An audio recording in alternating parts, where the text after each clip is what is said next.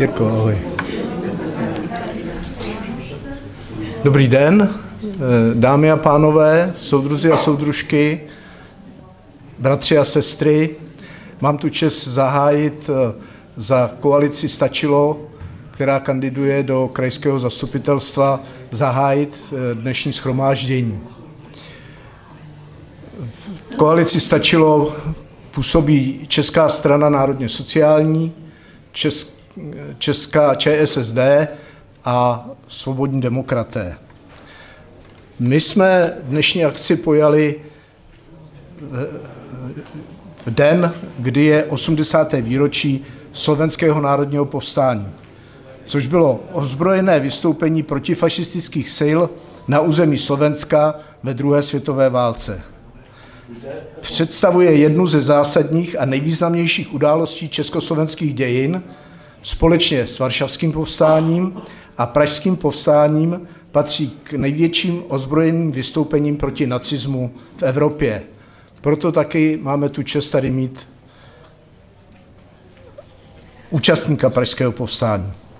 K významu Slovenského národního povstání a odkazu pro dnešní dny a k volbám do zastupitelstva Jihočeského kraje vystoupí naši dnešní hosté.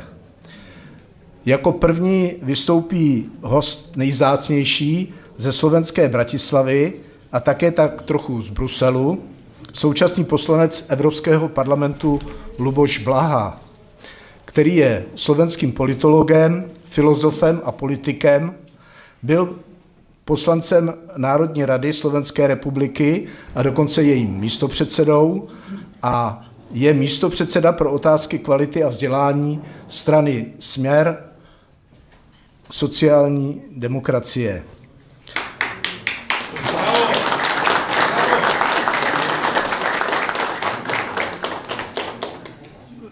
Pochází z Bratislavy, tam vychodil základní školu a gymnázium a studoval politologii na Univerzitě Matěje Béla v Banské Bystrici a ve studiu pak pokračoval na Univerzitě Komenského v Bratislavě obor filozofie. Doktorát obhájil na Ústavu politických věd Slovenské akademie věd a náplní jeho výzkumu je marxismus, liberalismus a komunitarismus. Působí jako vědecký pracovník na Ústavu politických věd Slovenské akademie věd a v roce 2010 získal cenu Literárního fondu za nejlepší knihu v kategorii společenských věd za rok 2009 za knihu Zpět k Marxovi a cenu prezidenta Slovenské republiky za přínos k rozvoji filozofických věd v roce 2011. Během června 2018 oficiálně prezentoval novou knihu Antiglobalista, v níž se vyhraňuje jednak vůči antiglobalistické levici, kterou považuje za naivní a nerealistickou. Navrhuje návrat ke komunitárním hodnotám, kolektivním identitám, třídní solidaritě a internacionalismu. Otevřeně se hlásí k mnohým myšlenkám Noama Chomského či Slavoje Žižka. Je výrazný kritik globálního kapitalismu, liberalismu a pravicového extremismu a svoji knihu přinesl jenom jednu, takže s tou nás trošku seznámí, proto k ní nebudu já mluvit. Nyní je poslancem Evropského parlamentu, nezařazeným členem výboru pro zahraniční věci a podvýboru pro lidská práva a je náhradníkem výboru pro zaměstnanost a sociální věci. V Evropském parlamentu a nejen v něm se sešel s Kateřinou Konečnou, která setkání charakterizovala takto. To možná pro něj bude překvapení, že to sám nečet. Jsem velmi ráda, že mé přizvání přijal slovenský poslanec Luboš Blaha. Chtěla jsem, abychom měli možnost slyšet o situaci na Slovensku z první ruky. Luboše Blahy si velmi vážím za jeho rozhled a názory a těším se na debatu s ním. Slováci jsou stále naši bratři a nehodlám tolerovat, že Slovensko je označováno jako mafiánský stát. Stojím s vámi na stráži, bratia. A trošku jsme teď dali hlavy dohromady a trošku jsme změnili scénář, takže to pro vás určitě bude zajímavější, že jeho vystoupení bude souběžně s naším milým hostem Josefem Skálou, českým politikem, podnikatelem, novinářem a publicistou a vysokoškolským pedagogem. kterého jsem představoval už na minulé našem jednání a děkujeme mu, že je vždy významným hostem na našich akcích. Působí na YouTubeovém kanále Petr Bureš TV a proto zde vítám i zástupce 7. velmoci, která věci natočí. Tolik teda na úvod a kdybyste soudruzi mohli teda přijít a ujmout se slova. A naši besedu považuji za zahájenou.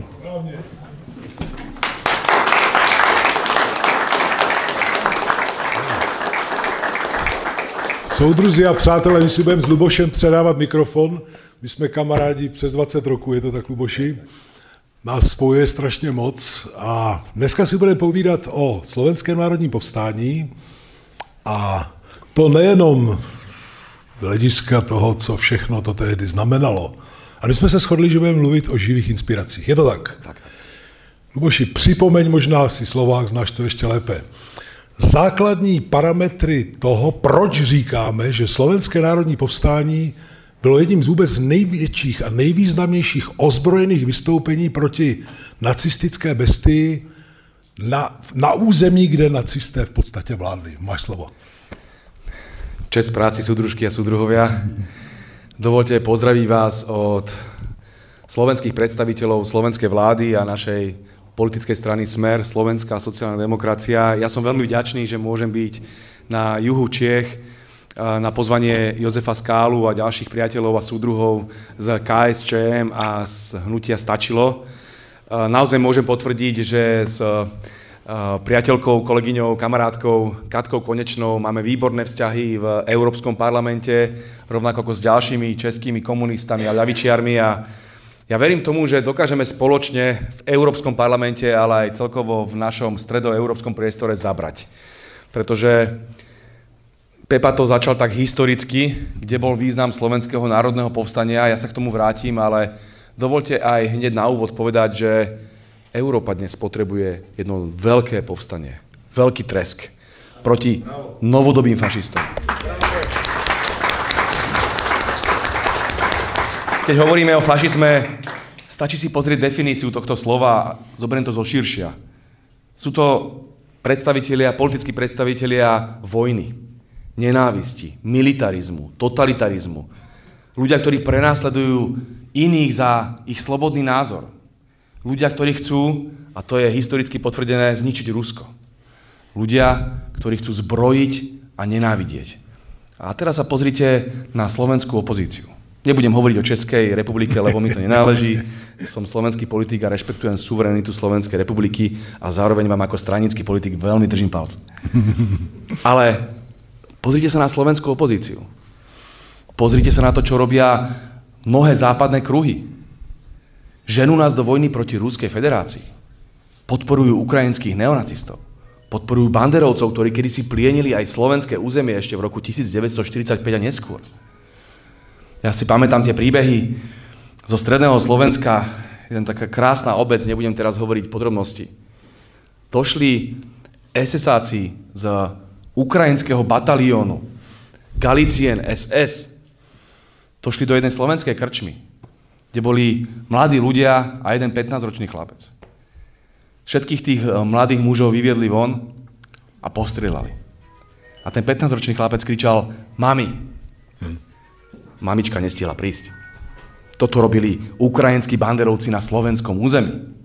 A my dneska posielame ukrajinským banderovcom zbrane, aby viedli vojnu proti Rusku. Ja som hrdý na slovenskú vládu, že zastavila dodávky zbraní.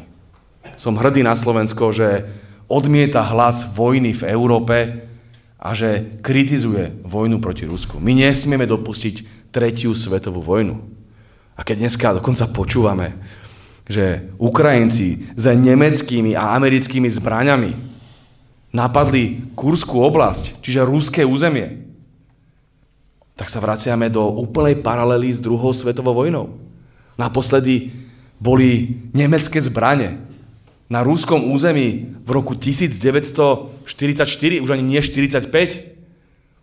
A my teraz toto máme podporovať? Preto pri príležitosti Slovenského národného povstania si v prvom rade povedzme, že odmietame vojnu proti Rusku. Že odmietame akékoľvek vojenské úsilie proti bratským slovanským národom. Že odmietame západné vojny. Ja si pamätám, prepáč, ešte jedna aktuálna poznámka. Pred rokom vo Zvolene som vyslovil úplne normálnu historickú vetu. Že na našom území platí, že vojna vždy prichádzala zo západu a mier z východu. Že fašizmus prišiel zo západu a sloboda prišla z východu. No to je historický fakt. Si pozrite 20. storočie, druhú svetovú vojnu. Nemci asi na východe od nás nie sú, že? Prvá svetová vojna, Nemci asi na východ od nás nie sú.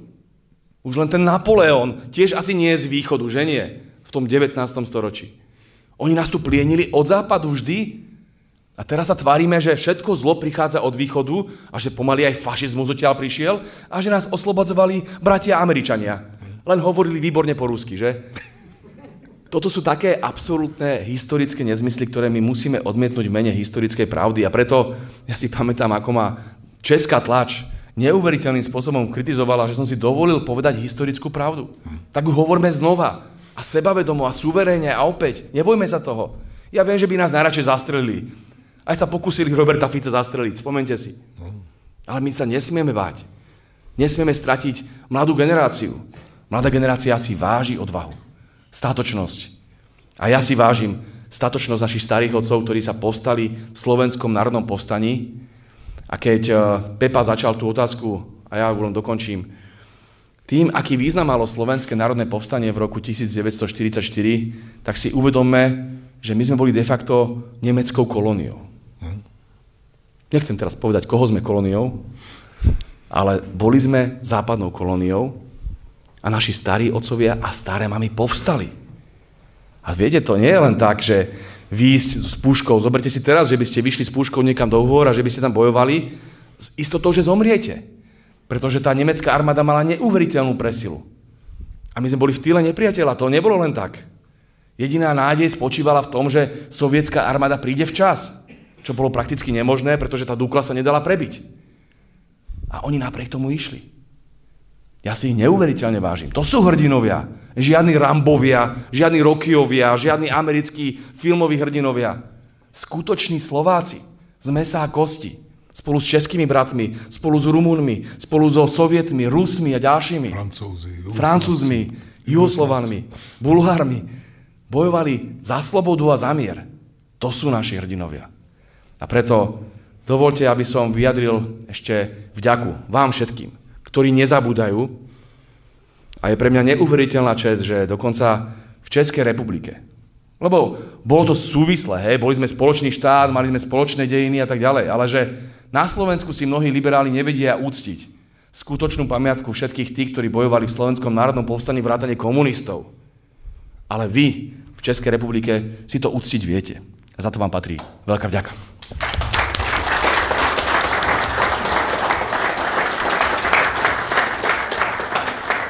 Luboši, ty si mi nahrál na smeč jednou svojí poznámkou před chvílí. Já ji budu rozvíjet, když dovolíš. Slovenští komunisté, slovenská skutečná levice byla na přelomu let 43-44 mimo zákon už kolem 5 roků. Drtivá většina tváří slovenské skutečné levice byla buď v emigraci, musela do emigrace, alebo seděla za mřížemi.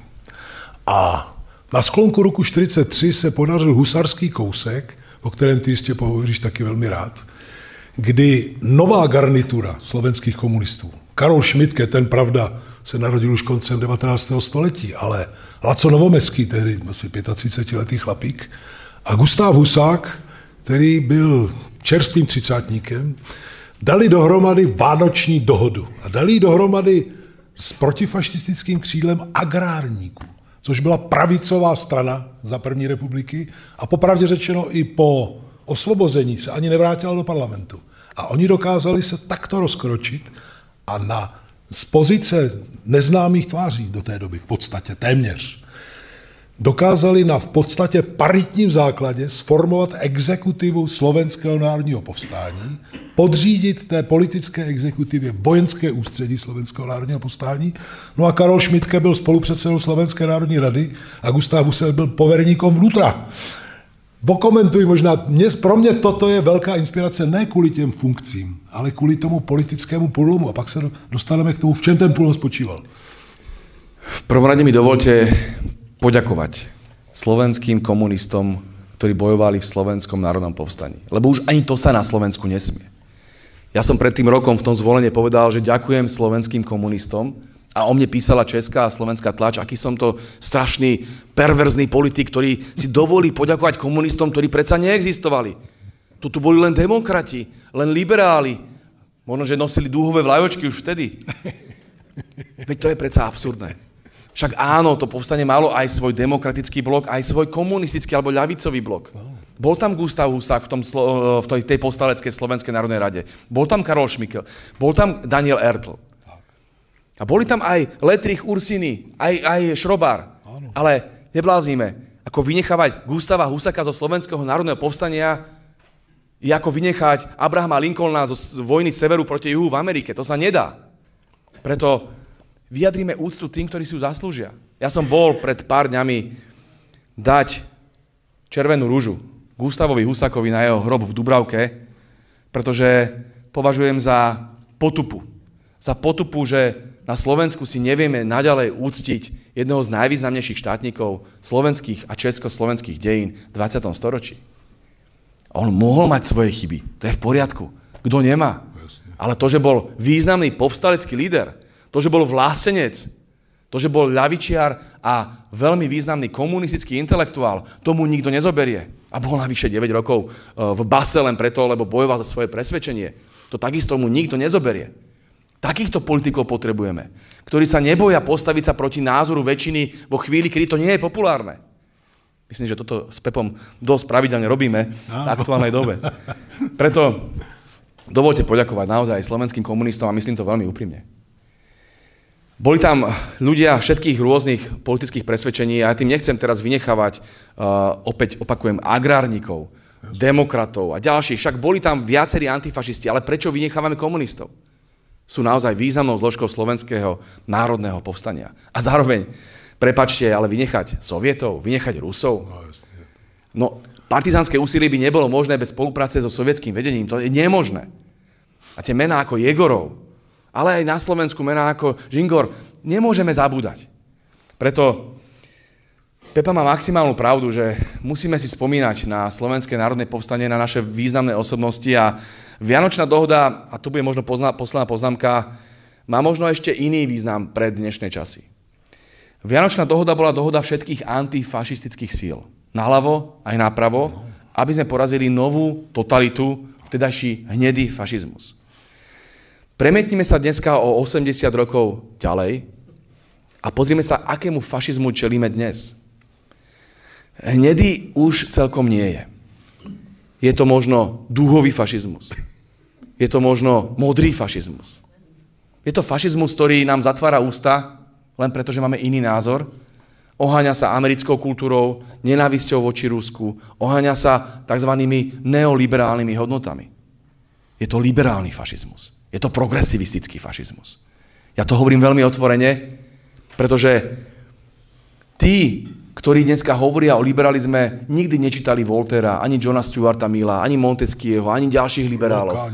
To sú mentálni fašisti, pretože akýkoľvek iný názor chcú potrestať.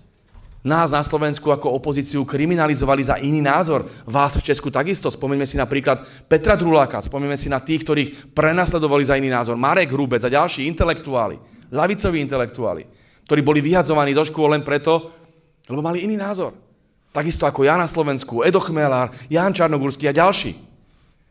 A ja sa teraz pýtam, ako sa postaviť tomuto liberálnemu fašizmu? A zase sa vraciame k tej myšlienke Vianočnej dohody. Nemali by sme sa spájať? Naľavo aj napravo. Lebo tá myšlienka poraziť fašizmus je silnejšia ako tie rozdiely, ktoré máme v ekonomike.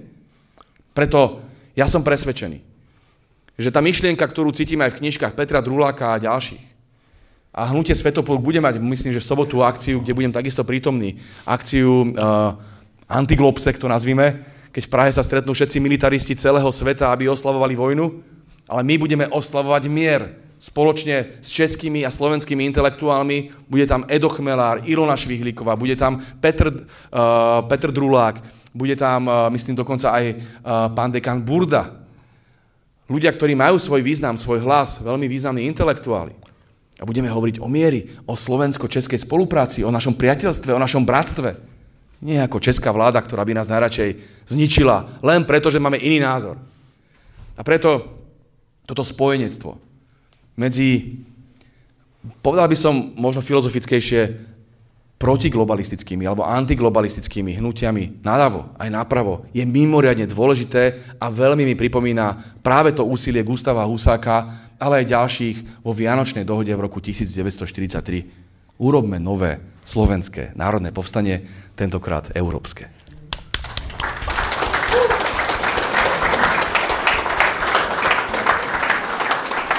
Luboši, nás dva spojuje i to, že jsme marxisti.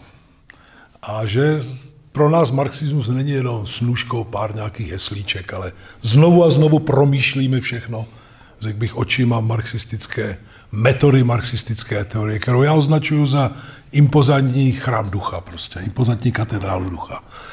A když se vrátíme znovu do té situace, slovenští komunisté byli zahnáni do ilegality a na té křižovatce, kdy bylo zřejmé, že už nacistická bestie prohraje asi, se rýsovalo několik východisek.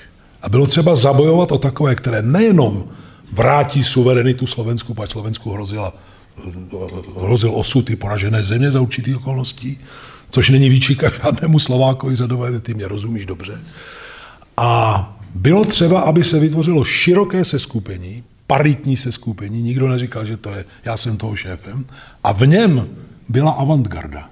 A já si myslím, že tento dvojkrok je jádrem toho, oč kráčí dneska. Že toto musíme udělat dneska, byť se ty kulisy změnily. Je to jinak, ty si je popsal. Ale jádro postupu kupředu, aby to nebylo tak, že padne jeden Fiala, místo něj přijde jiný Fiala u nás, jo?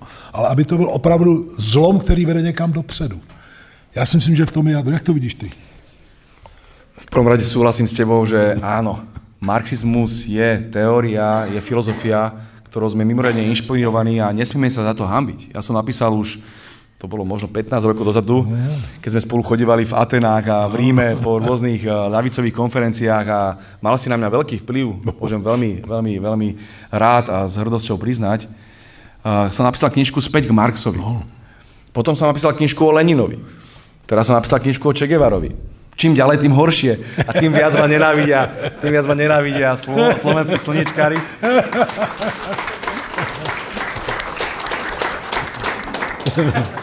A tá hlavná myšlienka je v tom, že už keď som začínal s tým Karlom Marxom, tak viete, písal som o Marxovi v prostredí, kedy na londýnskych univerzitách, na amerických univerzitách všetci hovoria o Marxovi. Jeden z najcitovanejších filozofov západných dejín. Ale tu na Slovensku a v Čechách sme sa tvárili, že nie. Že to neexistuje, to nemôže byť, to všetko je zlo, to všetko je monštrum, to všetko je gulag. Absurdné.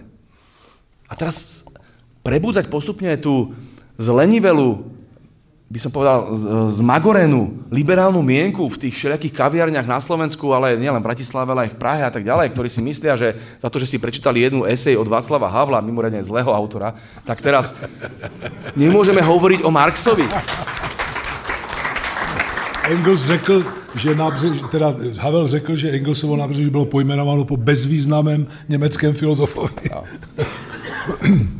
Nehovorme o Havlovi v tých istých vetách ako Marxovi a Engelsovi, prosím, neurážajme ich. Sú iné váhové kategórie. Tak. Takže, prosím, hovoriť o Marxovi v tej filozofickej hĺbke, ktorú priniesol, hovoriť o Leninovi v tých myšlienkach, ktoré stále majú svoj zmysel aj dnes.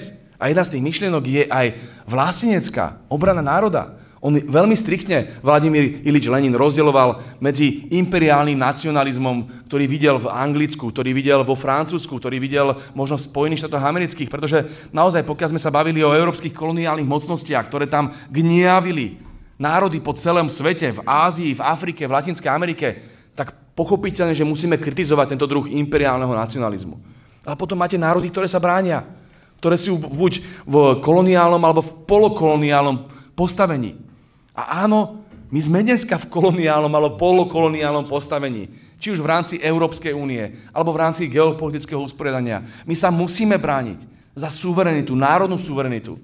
Preto tá myšlienka ľavice, to znamená boj za chudobných ľudí, za tých slabších.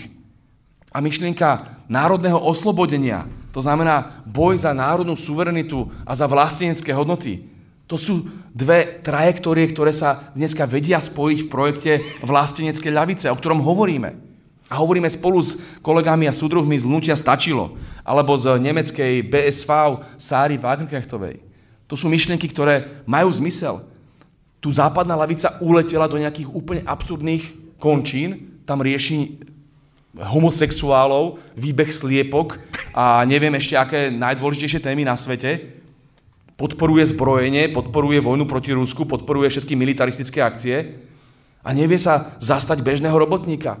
Nevie sa zastať normálnych hodnôt, ktoré boli vždy typické nielen pre Marxa, Lenina a Che Guevaru, ale aj pre Vlada Novomeského, Vlada Klementisa, Gustava Husáka, ďalších významných slovenských a českých komunistov, ľavičiarov. O Che Guevarovi by dneska určite napísali, že bol ťažký pravičiar, však nebol za homosexuálov, však nebol za multikulturalizmus, však nechodil s dúhovou zástavou. Veď to je úplne absurdné. Ľavica nikdy nebola o tomto. Ľavica bola o sociálnej spravodlivosti, o právach robotníkov, o sociálnom štáte, o socializme. Thomas Piketty to povedal veľmi krásne na poslednej knižke. Je čas na socializmus. Už sa prestaňme báť toho slova. Samozrejme, že máme na mysli socializmus, ktorý bude pokrokový, ktorý bude demokratický, ktorý bude slobodný. Ale berme si mnoho inšpirácií aj z toho bývalého režimu pre Boha. Však to, že nám postavili komunisti školy, škôlky, cesty, že nám tu vybudovali fabriku v každom okresnom meste, že pozdvihli Slovensko. Za to im máme nadávať. Ja im na každom stretnutí so slovenskými lavičiarmi ďakujem a budem im ďakovať. A preto na záver len dovolím si darovať vám jednu knižku o Che Guevarovi. Významný argentínsky revolucionár, ktorý bojoval na Kube. Určite ho poznáte. A napísal som túto knižku a potom som dokonca vymenil ešte aj obraz našej prezidentky Zuzany Čaputovej za obraz tohto výnimočného človeka, za čo ma potom chceli odvolávať a naozaj som to nemal ľahké chvíle na Slovensku. Ale zase na druhej strane, keď som si pozeral potom tie reportáže v Rusku, na Kube a v ďalších krajinách po celom svete, tak som bol naozaj hrdý, že takéto niečo človek môže urobiť. Táto knižka, veľmi rád by som mu venoval jihočeským komunistom, našim priateľom a súdruhom z kraja a verím tomu, že keď sem prídem na budúce a budem môcť doniesť ďalších niekoľko desiatok knížiek, aby som ich buď porozdával, predal alebo akokoľvek, ale pravdou je, že si ich môžete kúpiť na internete. Je to naozaj nielen historické dielo, ale aj dielo, ktoré hovorí o aktuálnych časoch. Akým spôsobom nás môže Che Guevara inšpirovať svojim idealizmom? Tým, že išiel proti prúdu, tým, že bojoval za niečo, čo by sme nazvali možno práve tou vlasteneckou ľavicou, lebo jeho heslo, alebo kubánske heslo Patria o muerte, to znamená, že vlast alebo smrť asi nebude oslavou kozmopolitizmu, tak som presvedčený, že Che Guevara môže byť naďalej inšpiráciou pre nás všetkých, ktorí chceme zároveň sociálnu spravodlivosť a pomoc tým najchudobnejším a robotníkom a zároveň pomoc našim národom, Slovensku a Česku. Takže nech žije vlastenecká ľavica. Ďakujem pekne.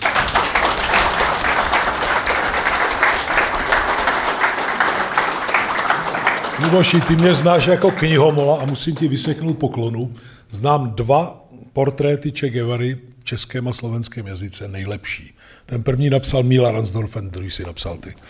Jako skutečně je to jako podatleskejme. Já, když dovolíš, to vyjádřím ještě v takové zkratce. Teprve tehdy, kdy levice dokáže být duší a svorníkem boje za národní emancipaci, má šanci se dostat k sociální emancipaci, což skvěle ukazuje naše cesta od slovenského národního povstání, květnového povstání českého lidu až k průlomu za hranice kapitalismu. Nebýt té schopnosti, být mluvčím většiny prostě v boji za národní emancipaci, tak jsme nikdy za hranice kapitalismu nevykročili. A tohle tu logiku má přeci dnešní doba ještě mnohem víc v něčem. Ale my máme mezi sebou veterána jednoho z povstání, soudruha Stanislava Vocloně. Stando, povstaň, prosím, pojď mezi nás. Standa Vocloň Janda Vodson byl osobním účastníkem květnového povstání českého lidu. A já ho poprosím, kdyby nám řekl svůj názor na to, v čem je spojitost a v čem se lišili od sebe navzájem.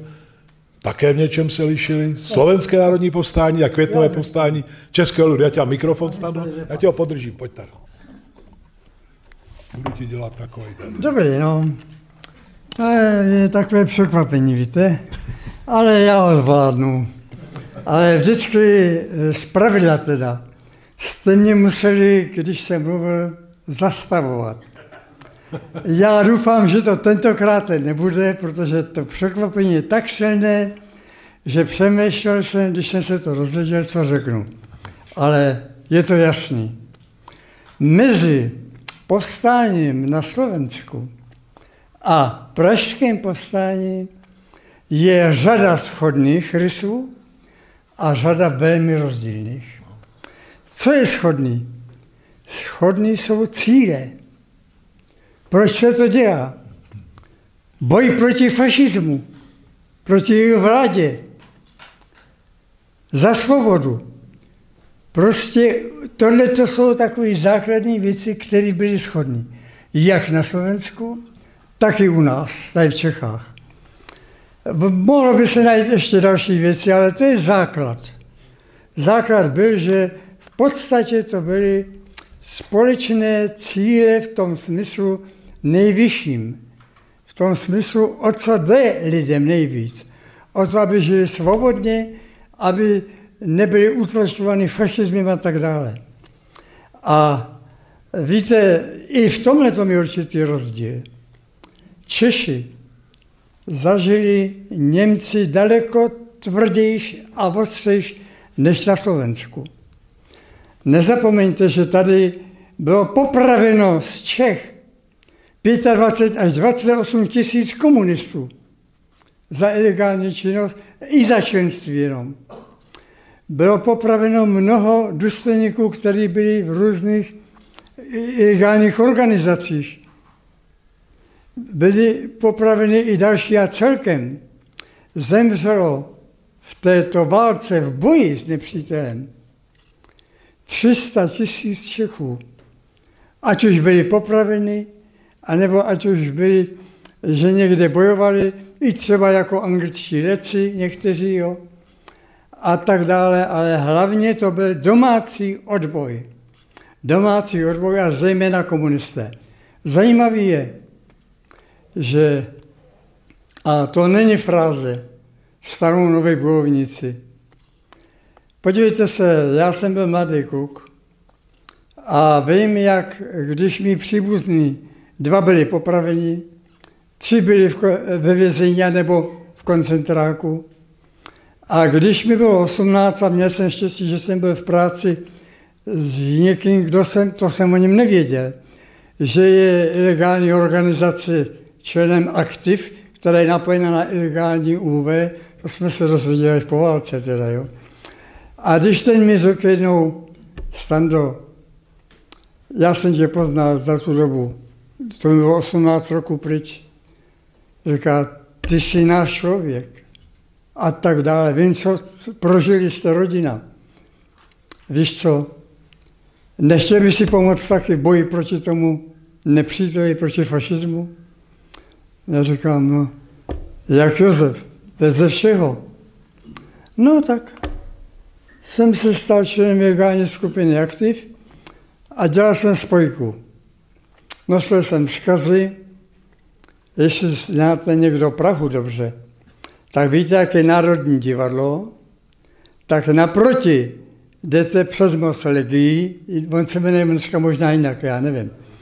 A na druhé straně je vedle nábřeží Zborovská ulice. A já jsem dělal náhodou ve Zborovské ulici.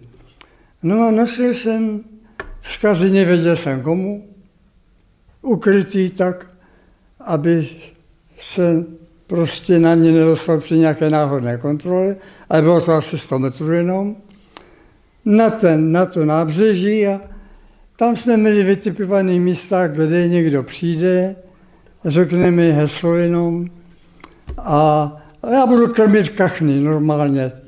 Kdo znáte situaci, jak je v Praze, tak krmení kachen na Vltavě je běžnou věcí. To je úplně normální. Jo. Zbyde vám jídlo nějaký suchý chleba nebo houska a tak jdete a házíte to. A já jako kluk jsem to dělal. No a ke mně nenápadně přišel ten dotyčnej a já mu předal nenápadně obálku, nevěděl jsem komu a hotovo. Ale vím, že potom jsem byl členem jedné organizace, která byla v místě, kde jsem bydlel. Ty se napojili na mě, poněvadž se dozvěděli něco o mně právě. A vím, že se připravovalo taky povstání. Ale právě tam je veliký rozdíl. My jsme neměli zbraně. Chuť byla, snaha byla, ale nebyly zbraně. Tak se čekalo, kdy něco začne a kdy se vyzve Wehrmacht, abychom mohli dostat zbraně. A dostali jsme konkrétně jeden úkol. Máte na starosti tenhle útvar, oblídněte si ho, sídlíte v cihelně a až přijde čas, tak vyžádáte si zbraně. No tak se stalo. Jenomže nám ho nedali, protože jsme byli civilisti a řekli, důstojníkům vydáme. No ale my jsme měli kontakty taky s důstojnickým sborem u nás tam, který byli ilegalitě pár lidí a věřte nebo ne, ale do 5 hodin jsme 124 Němců odzbrojili a měli jsme pušky, těžký kulomet, 2 kg těžký kulomety, lehký kulomety, granátů, bedinky, jo. Bylo toho dost najednou. A už se šlo na barikády, barikády nám dělali někteří ještě jiní, dostali jsme rajony, bylo to vojenské velení, to podotýkám, vojenské velení, ale lidi, kteří byli, jeden byl v egalitě členem strany dokonce, jo. A tak jsme šli do toho, no. A rozdíl právě je... Ano, ale právě rozdíl je v tom, že jsme neměli ty zbraně oproti vám. Jasně. Ale dostali jsme je, nebo dostali. No prostě museli nám je dát a v ostatní jsme se postarali. To víte, taky byli mezi námi lidi, kteří, u nás na barikádě byli 2, kteří to odnesli. To jsme šli bojovat, no, mladí kluci, mladí lidi, ale pod 18 nikdo, to byly 18 byla hranice, jo. Ale postarali jsme se taky o to, že ta zejména velení divize SS, které sídlilo, a kdo znáte Prahu, na kraji Smíchova, Hlubočepy, tam tunely, v těch tunelech, tak oni se přistěhovali z východní, teda ze Sovětského svazu, kde masakrovali při ústupu kde co. No a my měli to štěstí, že jsme je měli na mušce a já měl to štěstí, že jsem hrával jako mladý kluk házenou a uměl jsem házet nejvíc granátem, ale na zkoušku kamenem jenom. A dohodil jsem tam přesně na tu cestu, kde oni měli jet a ono se to vyplnilo, ten předpoklad. Pak začali ujíždět, no a já dostal od fronty Bartiše, který byl velitelem toho Standu. Teď. No tak jsem hodil 1, 2 granáty, oni mohli střílet, bylo to divoký, no aby se netrefil, když jsem se trefil házení do branky, do vingle, a tehdy byly branky takovýhle vysoký házená, ne jako dneska. No tak jsem se trefil taky do... Přátelé, já mám nápad. Takhle se bojoval. Standou pozveme na zvláštní besedu. Stando, my tě v květnu pozveme na velkou besedu. Budeš hlavní řečník a tam to všechno budeš. A teď se nás nesmíš zlobit, že budeme pokračovat. Ne, ale jenom bych chtěl říct tohleto. Slovenské národní povstání patří přece mezi 3 nejvážnější a nejobdivovanější povstání Evropy. Byla to Varšava, Paříž a právě Slovenské národní povstání. Patří mezi ty tři. A važme si toho, že to jsou naši bratři, kteří takhle povstali a bojovali, nekompromisně šli do toho. Byly to 2 pěší divize, 1 pluk a i ten letecký pluk, který přistál ze Sovětského svazu na Triduby. Já jsem měl to štěstí, že jsem byl jako mladý aktivista UV a byl jsem pozvaný na Slovensko, že jsme jeli skupina do Banské Bystrice a tam jsme právě byli informovaní o to, jak probíhalo povstání, jo. Jak to bylo ty Triduby. To je svíjač, že teďko. Stando, on tu má 3 malé děti sebou a musí zítra být v Banské Bystrici na oslavách. Tak já jdu. Hele, tak se mě dobře. Jo. A chci ještě říct, pokud to nevíte, klub Českého pohraničí mu věnoval řád přátelství. Za jeho práci. Díky moc, Stando. Díky moc, už nám ten mikrofon, nezlob se na nás.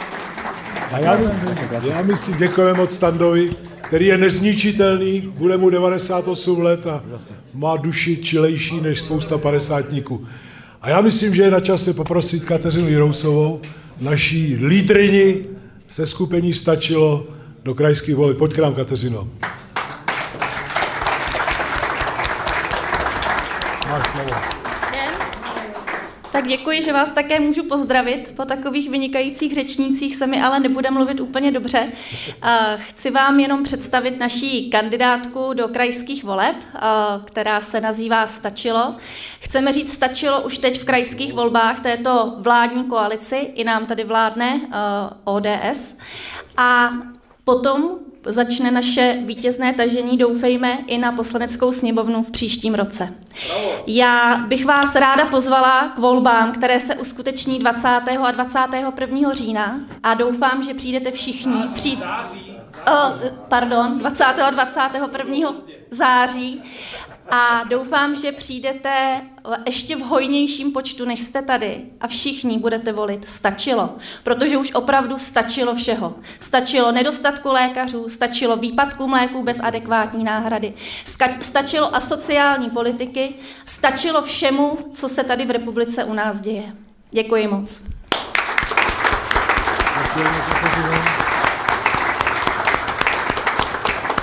Přátelé, je to pravda. Luboš má 3 potomky, ten poslední je velmi mladoučký, je to tak. A oni všichni přijeli do České republiky a Luboš teď musí naložit všechny a mazat do Bratislavy a zítra být v Banské Bystrici. Buďme k němu jaksi vstřícní v tomto směru. Luboši, máš poslední slovo. Ďakujem pekne. Môžem potvrdiť, že Jonáško má pol roka, nádherný tučnučky.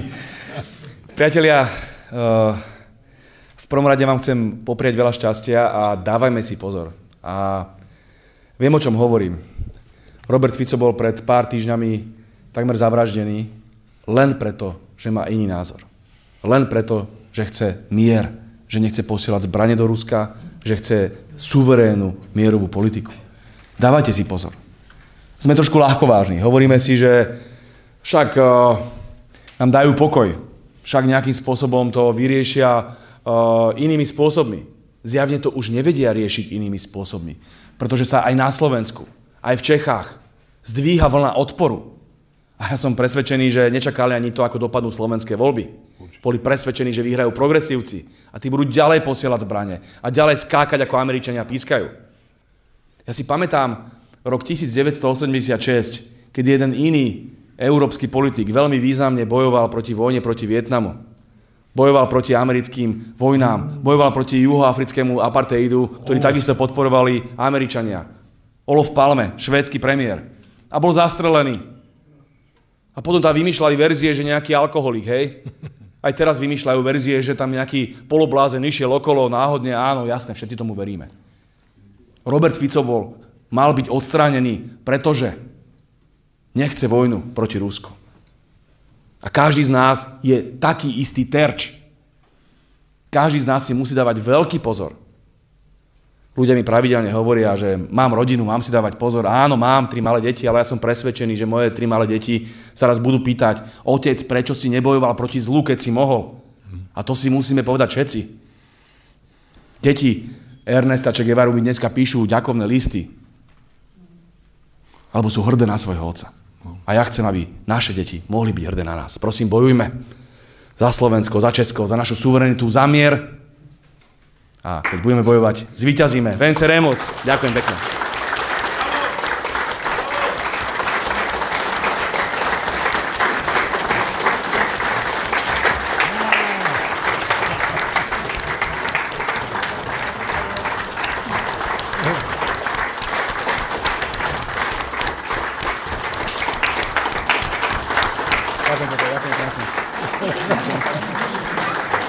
Přátelé, my všichni teď střelili jasně najevo svůj postoj. Asi se shodneme, že to, co se podařilo na Slovensku, je obrovské povzbuzení a inspirace pro nás. A budeme se snažit o to též. A Luboši, tady v sále jsou lidé, kteří mě našeptávali, že bychom možná mohli promyslet jednu věc. Tamhle sedí jeden vzadu. Dát dohromady nějakou československou, slovensko-českou iniciativu, výzvu vlasteneckých sil obou zemí, která by reagovala na nejpalčivější, řekl bych, hrozby visícími nad námi všemi. Někdo říkal, že ji tam máme už přednést. Já myslím, že je brzo. Pojďme se poradit, my dva, zatáhneme do toho další. Něco takového vymyslíme a brzy s tím přijdeme. Si pro? Jasné. Ďakujem pekne. Děkujem krásně.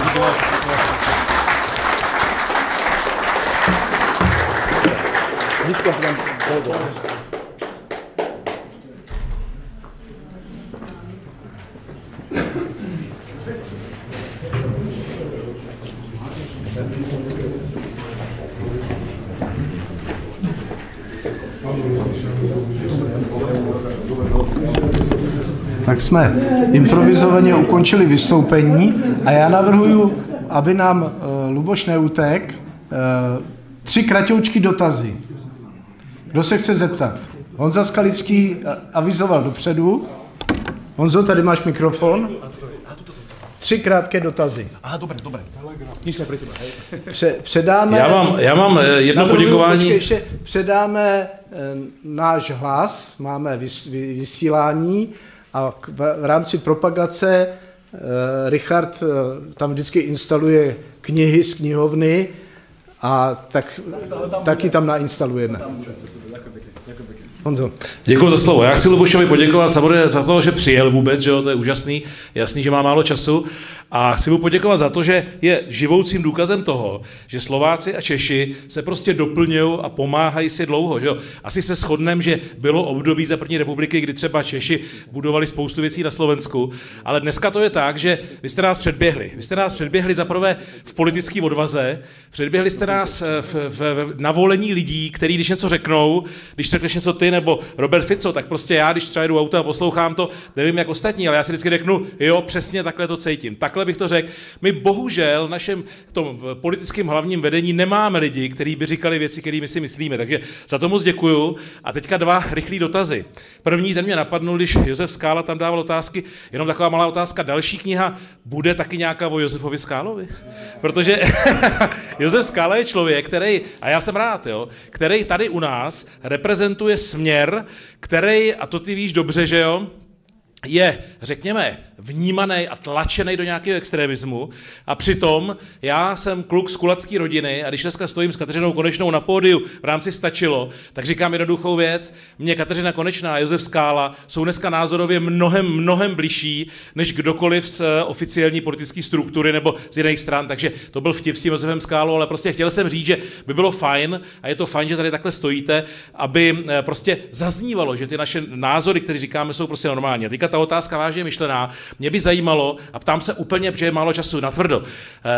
Luboši, co si myslíš, že v tuhletu chvíli bychom mohli, Josef už dneska trošku nakročil, co bychom mohli my společně dělat, aby jsme využili toho, že vy jste nás předběhli, že jste prostě vidět, že ty seš jako člověk takovýchto názorů v pohodě zvolený europoslancem, co bychom mohli udělat v dohledné době, jak tohletoho synergického efektu využít, protože nás čekají teďka samozřejmě senátní a kandidují v Litoměřicích, že jo, volby a krajské krajský, ale čekají nás hlavně za rok ty poslanecké volby. Už to tady bylo řečeno dneska, že jo. A ty volby, rok vypadá, no jo, za rok, ale ta kampaň začne 21. září, bude teďka kampaň budou volby do krajů a do Senátu a 22. začne kampaň do poslanecké sněmovny. A já bych byl rád, abys ty tady zkusil říct, jak by ta spolupráce mohla vypadat, protože dneska jsme často vyzývaný, jsou tady v sále, možná tamhle vzadu vidím Vítka Heniga. Všichni tyhle lidi nás vyzývají, aby jsme toho využili. A já musím říct, že ne, že bych chtěl plašit a být nervózní, ale chci tím naznačit, že když se nezačneme teďka dohadovat, jak ta spolupráce, jak řekněme na politických prezentacích, tak na možná i určitým jako vzájemnosti a ukázání, že to Československo má pořád něco dohromady společně, tak prostě když to nezačneme včas, tak nám prostě pak přijdou ty Vánoce, pak ty Velikonoce a najednou budou zase ty volby. Takže otázka, ať už končím, jak si myslíš, že by se mohli kromě toho, co říkal Josef, zahájit tu mediální, protože žijeme v době médií, že jo, tu mediální spolupráci nad tím, že vy jste dneska napřed, že většina lidí v České republice není spokojena, to si musíme říct, se stavem v České republice, a nevědějí třeba, co by, jak by, a je tady prostě příklad, který by se dal prostě prezentovat. Takže to je otázka, jak ty bys viděl spolupráci, jak mediální, tak řekněme politickou, do těch voleb do parlamentu v roce 2025. Děkuji. Ďakujem veľmi pekne. Honzovi držím palce v Litomiežicích, samozrejme, sme dobrí priatelia a ďakujem za tie slova o Slovensku, pretože viete, po tých posledných aktivitách českej vlády mi bolo naozaj smutno a viacerým nám na Slovensku, pretože my, Slováci a Češi, sme bratské národy. A keď som videl, ako Fialová vláda bola ochotná doslova likvidovať dobré slovenské, české vzťahy, československé vzťahy, len kvôli nejakým politickým nezhodám, že majú iný názor na vojnu na Ukrajine, no a čo? Však sme pre Boha slovanské národy, bratské národy. Boli sme spolu. Ja si pamätám naše sedenie aj s Robertom Ficom a celým vedením strany Smer, keď prišlo to vyhlásenie českej vlády, že ruší stretnutie so Slovenskou kvôli iným názorom na Ukrajinu. Sme sedeli a všetci sme sa zhodli na tom, že tam emócie samozrejme bičovali, ale sme pre Boha bratské národy a nebudeme opätovať tou istou mincov. Nebudeme. Jednoducho, toto si musíme zachovať. A ja som presvedčený, že väčšina Čechov to vidí rovnako ako my Slováci. Väčšina Slovákov. A preto síce veľmi pekne ďakujem za tie krásne diplomatické slová, že my Slováci sme v tom ďalej a tak ďalej. Však máme Roberta Fica, všetci sme vďační. Ale pravdou je, že sme 20 rokov študovali Oskara Krejčího, Marka Hrubca, Petra Drulaka, Ilonu Švihlíkovú, Jana Kellera a ďalších českých autorov a preto sme tam, kde sme. Takže ďakujem veľmi pekne českým kolegom za to, že sme v tom spolu. Sme v tom spolu a jedine, čo si môžeme naozaj spoločne zapriať je robiť to, čo robíme. Takéto akcie majú mimoriadny význam. Jasné, že o nich nebudú písať v denníku SME alebo v denníku N. Pravdepodobne jedine, že stretli sa ruskí agenti, určite to podporoval Putin a všetci sa hrabeme v ruských rubloch, ktoré dostávame každý mesiac. Jasné. Ale skutočnosť je taká, že dneska už nikto denník N, okrem pár pražských kaviarníkov a bratislavských kaviarníkov, nečíta. Ľudia pozerajú sociálne siete, pozerajú práve alternatívne médiá. A tam musíme byť silní. A nemôžeme teraz riešiť to, čo nám dneska prikazuje západná tzv. Ľavica, opakujem, homosexuálov a výbehy sliepok a podobne nezmysly. Riešme normálneho človeka, robotníka, bežného Čecha, Slováka. Toto je naša úloha. A už len posledná poznámka, viete, keď z nás robia extrémistov, len preto, že povieme, že neexistuje 76 pohlaví, ale len 2. Len preto, že povieme, že nás oslobodzovalo Rusko a nie Amerika. Len preto, že nechceme tu mať no-go zóny a chceme tu mať normálny život ako normálni pracujúci ľudia, tak len, ak sme len preto extrémisti, tak sa k tomu hrdo hlásim. Áno, sme. Děkujeme. A ty druhé dvě otázky dostane Luboš Blaha natočené s Richardem, takže my tady ještě na tu jednu, dvě otázky zůstaneme a Lubošovi děkujeme a ještě ho uvidíme i natočeného v Hlasu naší naděje. Richarde, takže si odveď hosta. Já jenom poprosím, my tam teď tady ještě udělá výplň Luboš a my tady budeme tam natáčet u baru, tak prosíme ještě nikoho nevycházet, protože potřebujeme tam natočit rozhovor a potřebujeme mít tak jakousi zvukovou kulisu. Tak to je... Ďakujem pekne, máte sa krásne.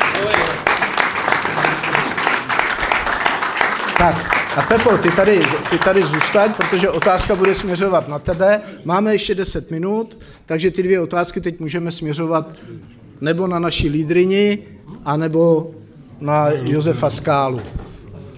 A 10 minut jim necháme na rozhovor a pak si ho všichni můžeme podívat na ten hlas naší naděje. Potřebuje taky zvýšit sledovanost.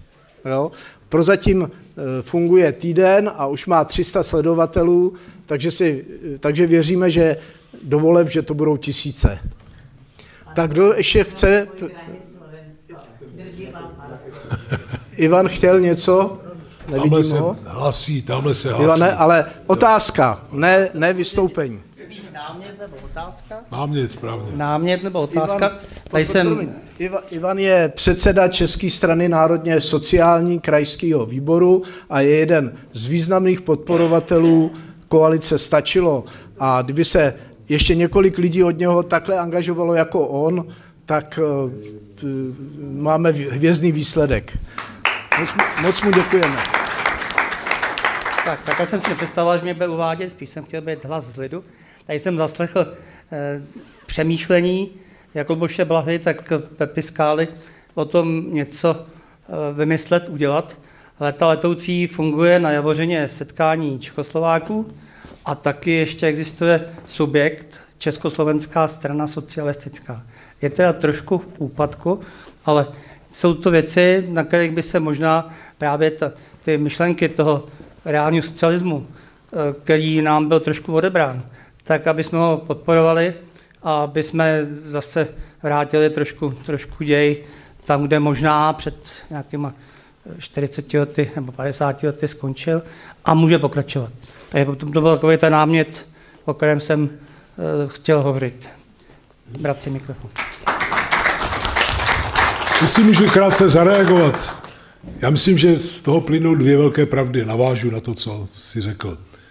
První, my musíme znovu najít odvahu mluvit o tom, v čem ta ličtější minulost do roku 89 byla nepoměrně lepší než dnešek. Nepoměrně lepší.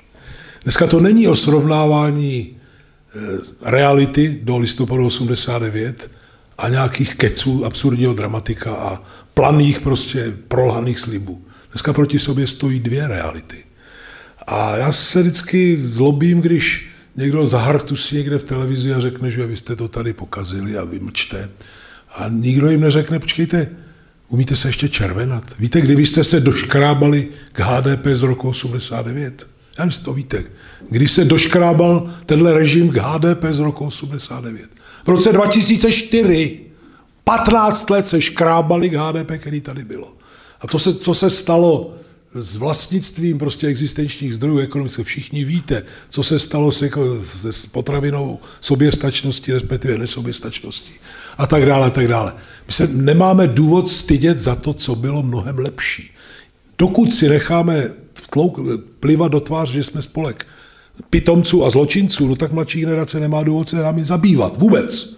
To neznamená primitivně hájit ty věci, které se třeba stát neměly. Staly se takové věci. A my jsme přeci jediní, kdo se staví čelem k tomu, co se naším jménem stát nemělo. Tyhle ty všichni se neumějí červenat ani z toho, co se stalo v posledních letech.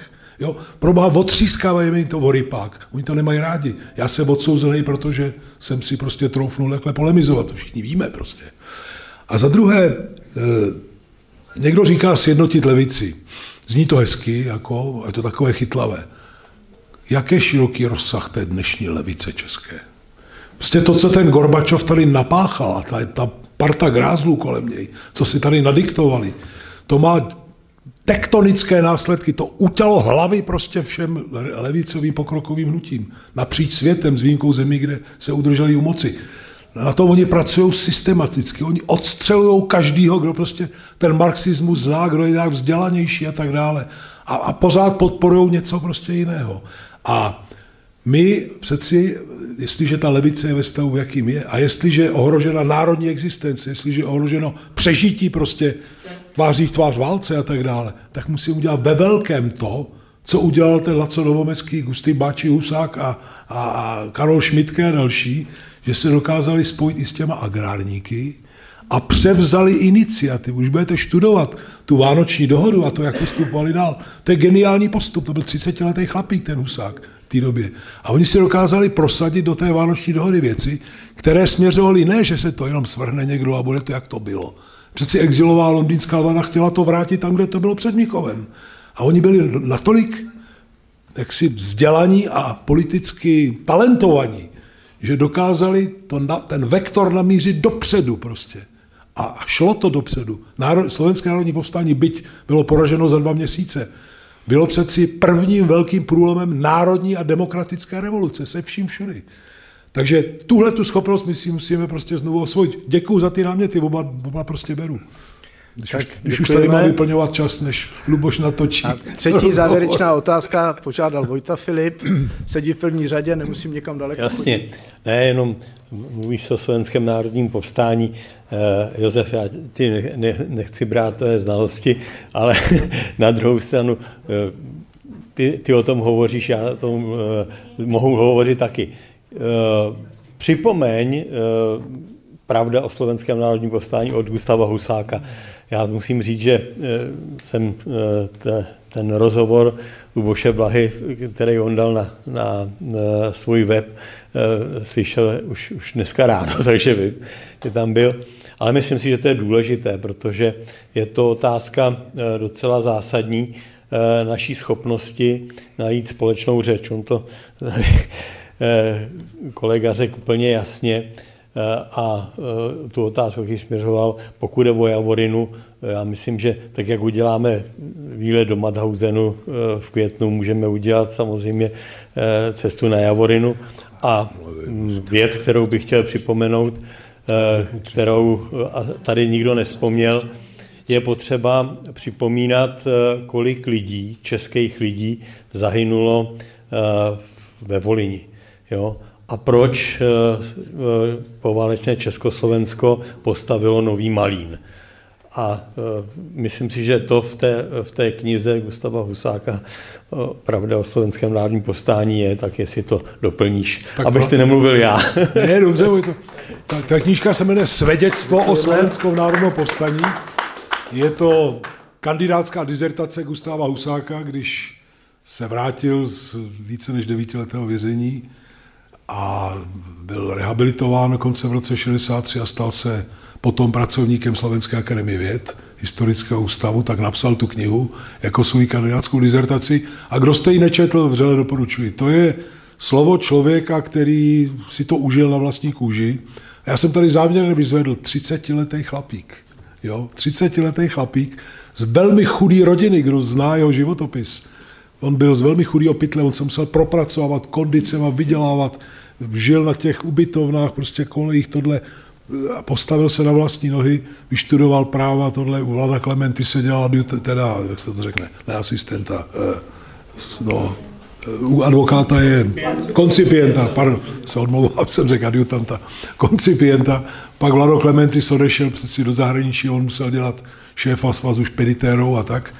A tam je ještě jedna věc, kterou já jsem tady nechtěl s tím zdržovat, ale když už mám slovo, kterou se musíme taky naučit mnohem víc. Slovenští komunisté, nejenom komunisté, dokázali odlupovat ty síly z toho establishmentu tehdejšího, jak se dneska říká, které si zadali s tím establishmentem a pak hledali cestu, jak z toho ven. A vemte si Imrich Karvaš, šéf Národní banky slovenské, velký bankéř, a lidé jako Husák a Novomeský s ním uměli prostě manévrovat a dokonce on jim vynášel zajímavé informace a pomáhalo to tomu odboji. Ale jako perlou na tom všem je, to se málo ví, bratranec Laca Novomeského byl šéfem protikomunistického útvaru Úradu štátnej bezpečnosti. Tedy to je gestapa slovenský, když to tak řeknu. A oni dokázali i s tímhletým chlapíkem hrát takové hry prostě, že když začínalo povstání, tak on jim přistrčil nějaké dopravní prostředky a tak dále a tak dále. Těch historik je jako víc. Nikdy se to neopakuje přes kopírák, nikdy to není, že jako ve stejných kulisách. Ale my taky dnes musíme velmi pečlivě se dívat, kdo už dospěl k novému poznání, už mu to leze krkem a už by rád změnil stanovisko. My se bez těchto nových spojenců často velmi nestabilních a tak dále, neobejdeme. To je umění politiky prostě. To není o tom, že jim vlezeme s plnutím do zadku. To není o tom, že budeme říkat, my vám děkujeme za to, co jste dělali předtím. Ne, ale vemte si, kolik už s náma takových lidí dělá. Já budu příklad. Ivan Vyskočil, můj velký kamarád. Vzpomeňte si, jak Ivan, co říkal na počátku 90. let, to byly strašný ty rády. A dneska ten Ivan chodí se mnou, jezdí na akce, nejenom se mnou. A říká, vždycky se ptají, že ty komunisti jaký byli, červený, zelený, zlatý byli prostě. Ivan Vyskočil, jo. A spoustu podobných výroků z něj padá, nebo říká, no, proč nás nemají rádi tu generaci? No, protože my pamatujeme, jak to bylo ve skutečnosti, proto nás nenávidějí. Takovýhle lidi musíme sbírat, zejména když mají nějakou prestiž. Pracujeme na tom ještě víc, nebudu zdržovat už, díky.